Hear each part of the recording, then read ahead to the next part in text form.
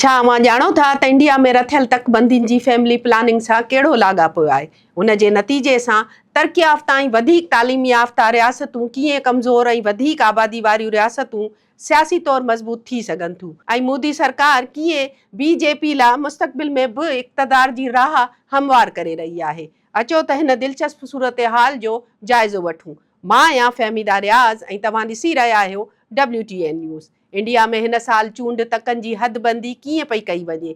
वज़ीर आज़म नरेंद्र मोदी पार्लियामेंट में यकीन ॾियारियो आहे त कंहिं बि रियासत सां नाइंसाफ़ी न थींदी, पर ज़मीनी हक़ीक़तूं वधीक पेचीदा तस्वीर पेश कनि थियूं।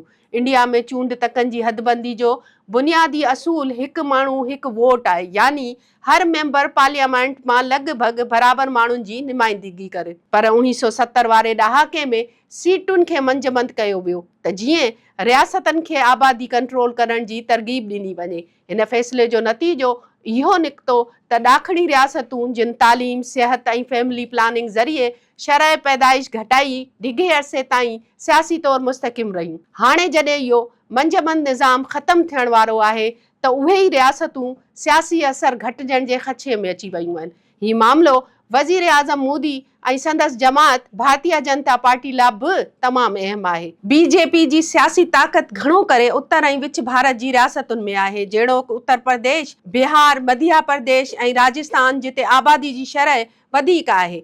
नए तकबंदी खां पोइ इन्हनि रियासतनि खे वधीक सीटूं मिलण जो इम्कान आहे, जंहिंसां पार्लियामेंट में उन्हनि जो वज़न वधी सघिजे थो ऐं डिघे अरसे ताईं सियासी बरतरी मज़बूत थी सघे थी। हिन सॼे बहस जो मर्कज़ शरह पैदाइश आहे। भारत में उत्तर ऐं ॾखण विच में वाज़े आबादी जो फ़र्क़ु मौजूदु आहे। उत्तरी रियासत में शरह पैदाइश वधीक ऐं तेज़ी सां वधंदड़ आबादी आहे, जॾहिं त ॾाखिणी रियासतुनि पंहिंजी कामयाब पॉलिसियुनि ज़रिए शरह पैदाइश घटाए छॾी आहे। जेकॾहिं नुमाइंदगी सिर्फ़ आबादी जी बुनियाद ते कई वञे त कुदरती तौर ते वधीक आबादी वारा इलाइक़ा वधीक सियासी ताक़त हासिल कंदा। उहो ई निकितो आहे जंहिंखे ॾाखिणी रियासतूं घटि आबादी जी सज़ा करार ॾियनि थियूं, छाकाणि त उन्हनि जे मुताबिक़ हुननि सुठी हुक्मरानी कई आहे, पर हाणे उन्हनि जो नुक़सान थी रहियो आहे। मुमकिन सीटुनि जी विरासत मां ज़ाहिर थिए थो त उत्तर प्रदेश ऐं बिहार जहिड़ियूं रियासतूं निमाया फ़ाइदो वठी सघनि थियूं, जॾहिं त तमिलनाडु, केरला ऐं कर्नाटक जहिड़ियूं रियासतुनि जो पार्लियामेंट में हिसो घटिजी सघे थो।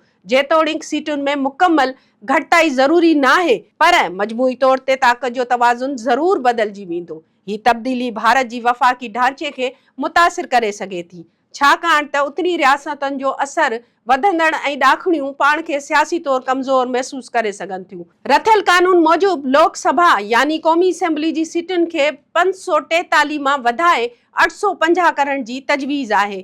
उन मां लॻभॻि टियों हिसो यानी लॻभॻि 273 सीटूं औरतुनि लाइ मख़सूस कयूं वेंदियूं, जंहिंजो इतलाक़ नई हदबंदी खां पोइ थींदो। हीउ बज़ाहिर हिकु तारीख़ी क़दम आहे जेको औरतुनि जी सियासी शमूलियत वधाए सघे थो, पर नाक़दीन जो चवणु आहे त BJP जी हिन क़दम खे हदबंदियुनि सां ॻंढे सियासी फ़ाइदो हासिल करणु चाहे थी, छाकाणि त उन जो वक़्तु ऐं नफ़ाज़ हुकूमत जे कंट्रोल में आहे। आदमशुमारी में देरि इन सॼे अमल खे वधीक पेचीदा बणाए छॾियो आहे। 2021 जी आदमशुमारी अञा मुकमल नाहे थी सघी, जंहिं करे नए तकबंदी पुराणनि अखरनि ते बदल थी सघे थी। हीअ सूरत हाल न रुॻो नुमाइंदगी जे असूलनि ते असरअंदाज़ थींदी, पर सॼे अमल जी शफ़ाफ़ियत ते बि सवाल उथारींदी। जेकॾहिं नई डेटा खां सवाइ हदबंदी कई वई त सियासी तकरार वधी सघनि था। हीउ मसइलो भारत जी वफ़ाक़ी निज़ाम लाइ बि वॾो इम्तिहान बणिजी चुको आहे। ॾाखिणियूं रियासतूं जेकी मईशत में अहम किरदारु अदा कनि थियूं ऐं वधीक टैक्स ॾियनि थियूं, महसूस कनि थियूं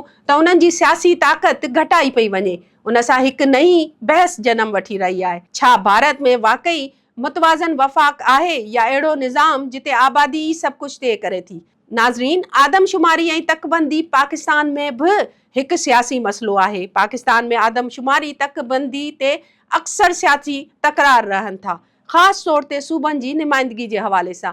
पंजाब वॾी आबादी उन खे वधीक सियासी ताक़त ॾिए थी, जॾहिं त नंढा सूबा पाण खे नज़रअंदाज़ महसूस कनि था। भारत में जिते तकरार उत्तर ऐं ॾखण जे विच में आहे, उते पाकिस्तान में इहो मसइलो सूबाई ऐं शहरी बहिराड़ी वारी विरासत जी सूरत में नज़र अचे थो। बहरहाल, ॿिन्ही मुल्कनि में हिकु गॾियल हक़ीक़त आहे त आदमशुमारी ऐं हदबंदी रुॻो टेक्निकल अमल न, पर ताक़त जी विरासत जो ज़रियो आहे।